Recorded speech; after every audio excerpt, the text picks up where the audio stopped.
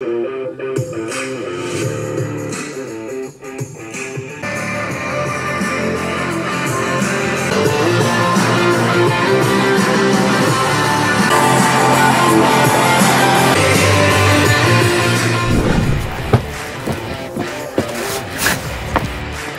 you just heard was the factory soundbar on the Evolution D5 playing at max volume. And then you heard that same song playing at max volume on our D5100, our latest plug-and-play sound system for the Evolution D5 that includes 5-inch Hertz speakers, a Memphis 100 watt amp, our Soundbar BoostBox, and it's all got a plug-and-play harness. You don't have to cut a single wire. You don't really need wiring tools. So all the information I'm going to quickly go over in this video is all on our website, bacarts.com. I'm going to quickly go over why the D5100 sound system, and then I'm going to show you how to install it, which doesn't take very long because it's pretty easy to install. The first and most important feature of the D5100 is that it's plug and play. You don't need to cut a single wire. I'm cutting the red wire, okay? Oh. What?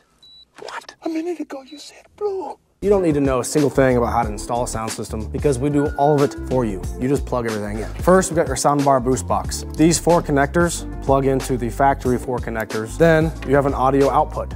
You grab your D5100 amp kit. There's one 4-pin connector. You plug that guy in to the BoostBox. Then you have wires that are labeled to the exact wires they plug into. So that plugs into the factory 12-volt wiring inside the dash. Once that's plugged in, you have these 2 female crimp connectors that plug into the USB. Once that's plugged in, you run your speaker wires. One's labeled left, and guess what? The other one's labeled right. You run those to the speaker holes, you plug that into that speaker, plug that in that speaker. Now it just looks like a big mess on this table, but it looks nice once it's on the D5. Now the second most important thing is the audio quality. Now yes, just because it's easy to install doesn't mean it doesn't sound good. We are a 30-year-old audio video business. We have been working with Memphis for 30 years and Hertz for 10 years, 15 years. And they're dealer grade equipment that sounds phenomenal. Not to mention, our BoostBox is providing all that equipment with clean audio signal. And the audio signal is key. The cleaner the audio signal, the cleaner the audio coming out of the equipment is. So the third difference the D5100 makes is the audio dispersion in the golf cart. So the number one complaint I hear from my D5 customers and a lot of other ones around the country, trying to listen to their sound system while they're driving, but they're blowing the eardrums of their rear passengers, their kids, their grandparents, whoever it may be. They're blowing their eardrums because they're sitting back here and their ears are right here, and it's way louder for them right here as it is this person in front of me. And that's an issue that the D5100 solves, is that it disperses the audio throughout the whole cart now. So now, as you're sitting right here, relying on that soundbar 3-4 feet behind my head, I have these speakers facing me that are firing audio right at me. My last key point before we install the D5100 is, yes, it does include the Soundbar BoostBox, or it plugs into the Soundbar BoostBox if you already own one. Doubles your soundbar's performance and makes it twice, if not 3 times clearer when playing.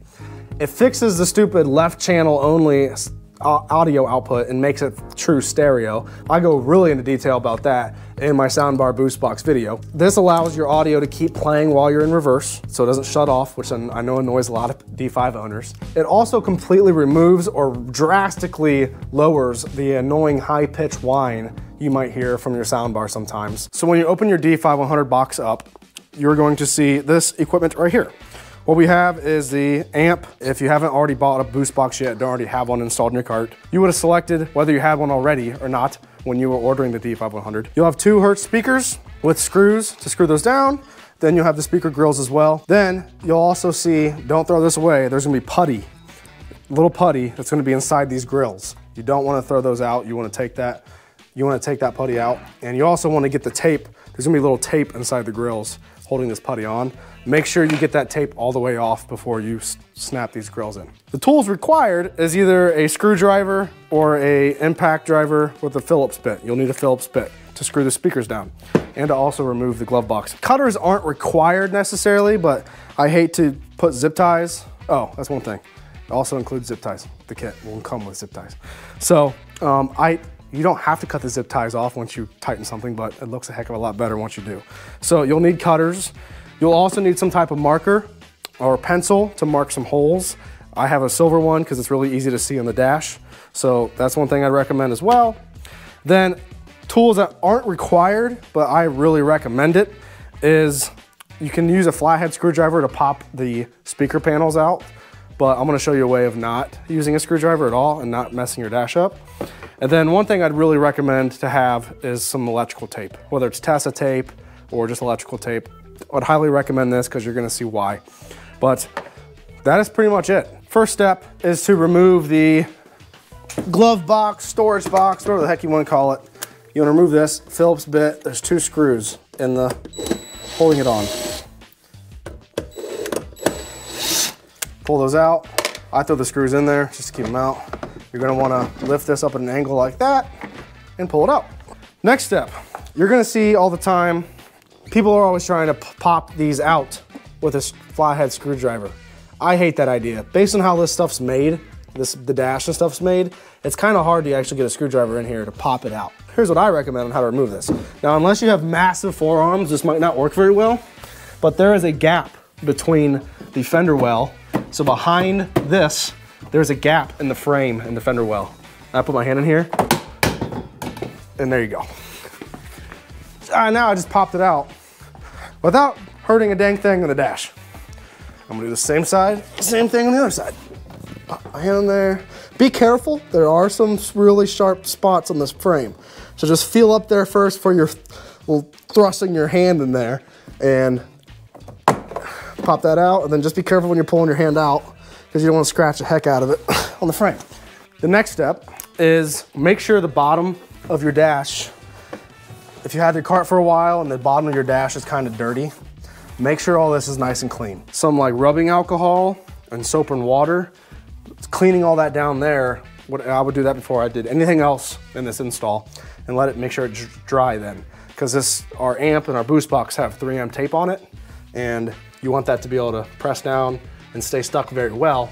And if it's dirty down there, it's not gonna stick very well at all. Now, before we get into any wiring at all, make sure your cart is off. This cart is off right now, so I've already done my job. I'm hired. Now, this is just recommendations on how the steps I'm doing this in. You don't have to do this exactly like this, but I think this is the easiest way to do it. So take your boost box, and you don't remove the 3M tape from the bottom yet, the film from the 3M tape. You still want that tape to be on there, or kind of resting down here under the wiring. So you don't want to be on top of the wiring. Be completely under all of the wiring that's already factory here in the dash. What you're gonna do, and I cover this in the boost box installation video, but there's only one 4-pin connector with 4 wires, in other words, coming out of the screen.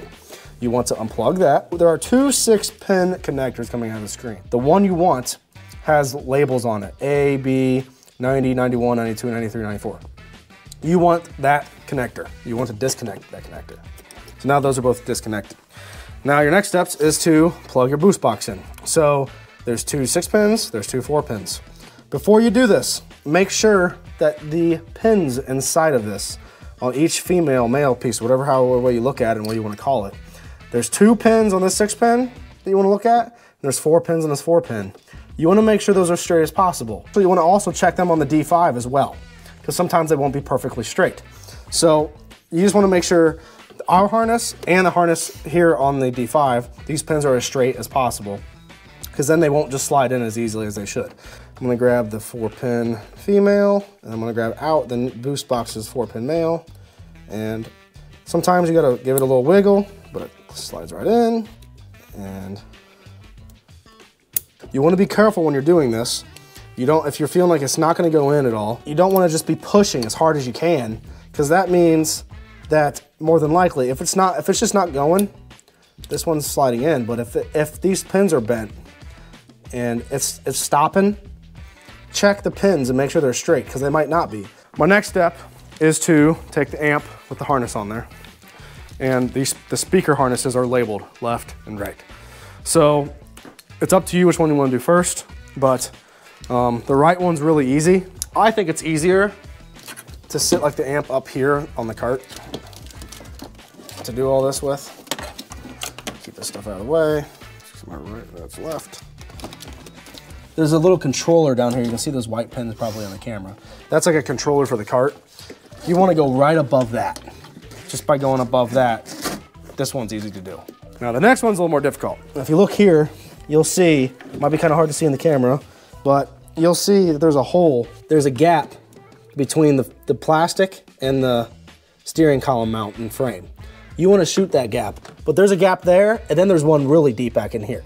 There's two gaps you want to shoot between. So what you want to do is make sure your speaker harness is as straight as possible. They might be bent and stuff from being put in the box and shipped, but you want it to be like something like that where it looks pretty straight. But before I push this through that gap, I want to go, bring it up here. I want to go under wiring. I want to go under this wiring because my amp is going to sit under the wiring as well.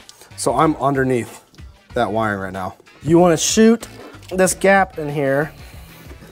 You might need a flashlight or something too. I guess that's another thing you could add to the not required but recommended. But then what you want to do is you actually want to reach up into the dash once you put your, like below the glove box is where it was at. And I just put my fingers in there and snagged it down. Then to not risk yanking these harnesses back out to have to refish them again, we can install the speakers. Where these screws go in, there's an angled edge around the whole thing. And what that does is when you're trying to put screws in, the screws slip off really easily. And the last thing you do when you slip off with a screw, this slips off. The last thing you want to do is put a hole in that speaker because it's not very hard to do. So I recommend pre-drilling all these holes first. So what I'm going to do is grab the ring, speaker ring, and this has these holes line up perfectly with the speaker holes. So I'm going to grab this and I'm going to sit this. There's a little down arrow on the inside the ring. You want that to be perfectly down, perfectly, up and down. And what you want to do is line this up so it's perfectly over the circle inside the dash. And once you got that lined up, you want to mark your holes.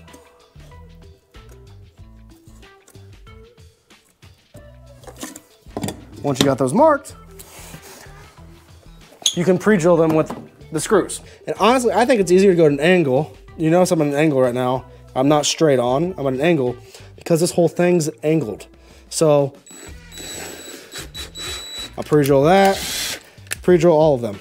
So then once that's pre-drilled, so now what I want to do, take my speaker, find that down arrow again, and sit the speaker in there. You'll notice that there are little sections inside the ring that these metal tabs are supposed to go inside of. Let's plug it in. And one thing we want to make sure of is that this speaker harness is not behind the speaker. You don't want to put the speaker in there and this be behind it because it's going to hit that fender well. You want to be below it, wherever the heck you want to put it. Then make sure my speaker's sat in the ring correctly. I'm going to hand start these screws.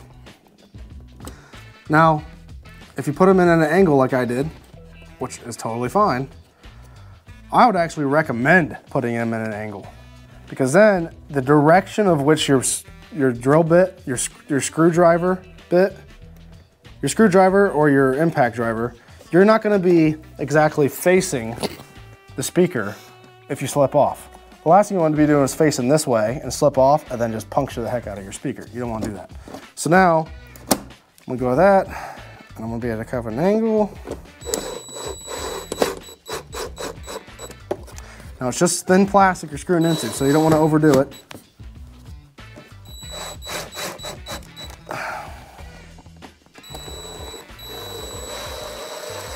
I'm not pressing super hard because I don't want to slip off.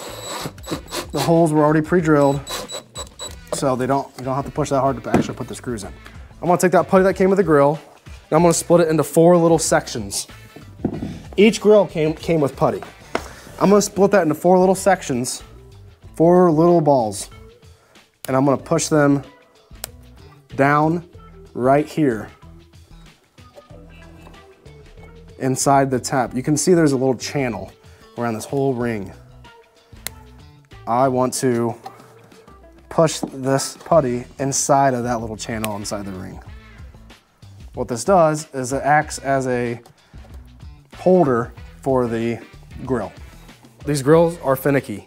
They're metal grills, and this ring is perfectly straight right now. out of the box, it'll be perfectly straight. They're kind of tricky to put it and snap inside these rings, and you gotta be patient, because if you're not, you'll bend it and it'll never snap in. So what I recommend doing is you barely start the top. So don't press it all, don't try to press all the way, the top all the way in first. You want to barely start the top inside the channel, and then slowly work your way in.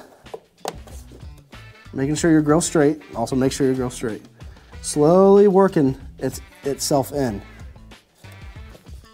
Now, I made that look really easy, but I just had, it went in well. If I would have pushed the top in all the way first and then started just trying to just jam the grill in the bottom, I would have bent the little ends on the side of this grill, and then I would have had to straighten them out perfectly again before I could ever attempt to put them back in the ring. Because once the little tabs are bent, you're not gonna get them in. So let me explain again before we install the other speaker. So you can just see right now, one very little thing can be bent out. And if that's bent out, it won't click in the ring. So now let's do the other speaker.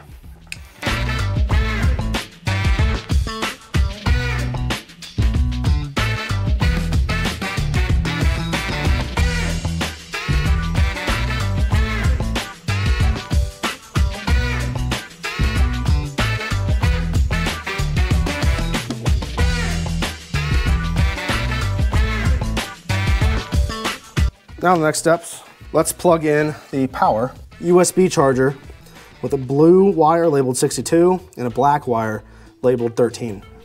You want to unplug those from the USB charger. 13, 62, unplug those from the USB charger. Take your amp and you'll have two crimp connectors labeled 62 and 13. The blue crimp goes to the blue wire. It's also labeled saying wire 62. You plug, what you do is you push this green cover, terminal cover, down, so you're exposing this, and you plug this into each other. Again, look at the labeling, look at the blue crimp connector goes to the blue wire. You push the other 13 ground wire down, and you push the male red wire into that. Now this right here, it can be, some people can do it, some people can't.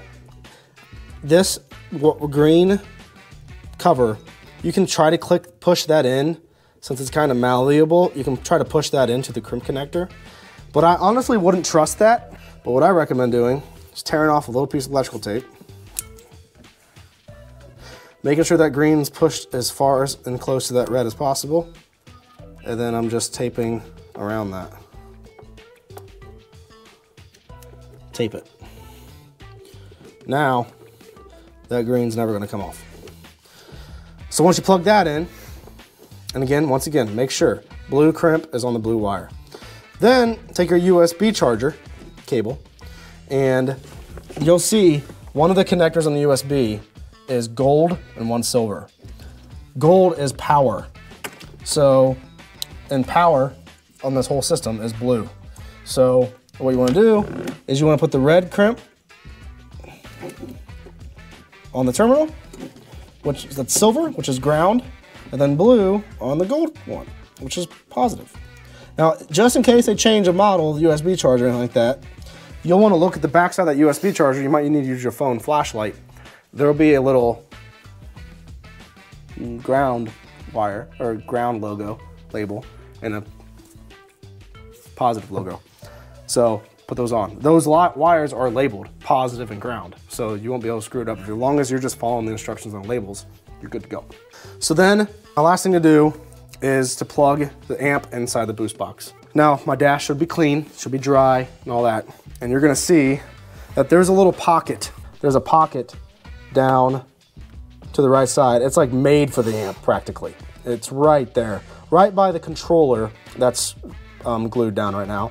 There's a spot for the amp right there. That's where the amp is going to go down. And I think it's easier to put that down before you connect anything. So, I already did this install once in the video, so my tape, my film and my tape is already off. But I have tape on the bottom of my amp. I remove that red film from there, and I sit the amp down in that spot. Making sure I'm not on top of any wires. Then my boost box is still in here, and that's not taped down either. You want to remove the film. Once again, I already installed this, so you want to remove the film from your 3M tape. And what I recommend doing, don't stick it down yet. Take my 4-pin connector for my amp, plug that in to the boost box. And once that's done,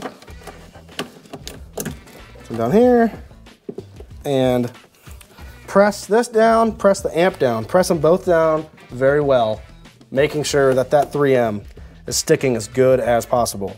You can zip tie these wires any way you please, but here's my main emphasis, is that you keep this wiring here away from this brake mechanism here. You can see that arm is moving inside the dash. You don't want this wiring to get caught up in there somehow. So all I'm gonna do is, and you don't want your speaker, my speaker harness right here too. I don't want that get in there either. So I'm gonna zip tie this stuff in a way. You know, there is a little wire coming out of the ignition. It's not a terrible idea, just zip tie this together.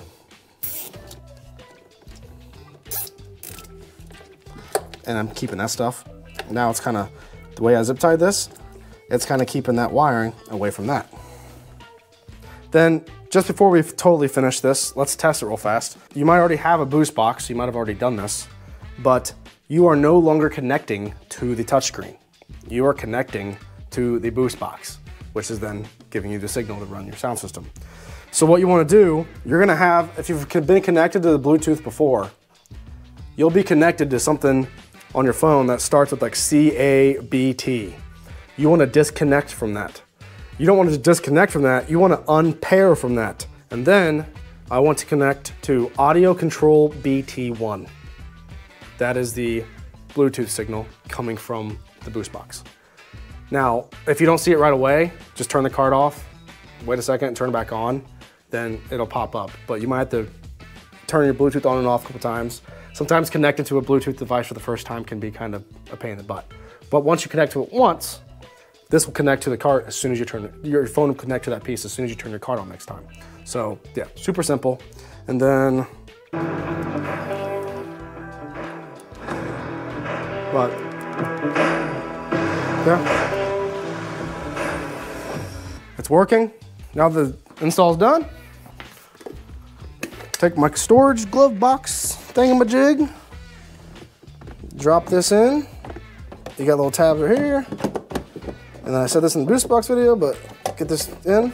Then you got 3 tabs right here. You want to get these 3 tabs in. You'll see them right there. Snap those in.